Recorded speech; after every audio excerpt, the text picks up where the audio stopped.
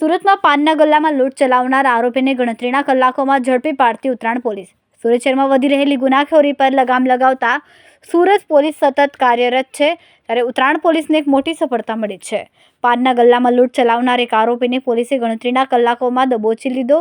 ઘટનાની વિગત એવી છે કે સુરત પોલીસ કમિશનર અને ઉચ્ચ અધિકારીઓના માર્ગદર્શન હેઠળ ઉત્તરાયણ પોલીસ સ્ટેશનની ટીમે લૂંટ અને ચોરીના ગુનાને ઉકેલવા કવાયત હાથ ધરી. ઉત્તરાયણ પોલીસ સ્ટેશનના પીઆઈ HR ગોસ્વામીના માર્ગદર્શન હેઠળ સર્વેલન્સ ટીમે હ્યુમન ઇન્ટેલિજન્સ અને બાતમીદારોની મદદથી આરોપીને ઝડપી પાડ્યો.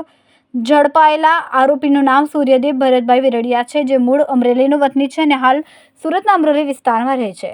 આરોપીએ ગત તારીખ 15-16 માર્ચ 2024ના રોજ મોટા વરાછા વિસ્તારમાં આવેલી ભગતની ચા નામની દુકાનમાં ગેરકાયદે પ્રવેશ કર્યો હતો.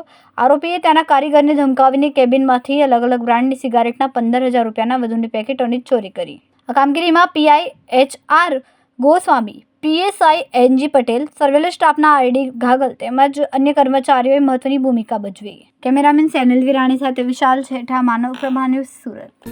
અમારા વિડીયોની નવી અપડેટ મેળવવા માટે સબસ્ક્રાઇબ કરો માનવ પ્રભા ન્યૂઝ ચેનલને. બેલ આઇકન ક્લિક કરો લેટેસ્ટ વિડીયો સૌથી પહેલા મેળવવા માટે.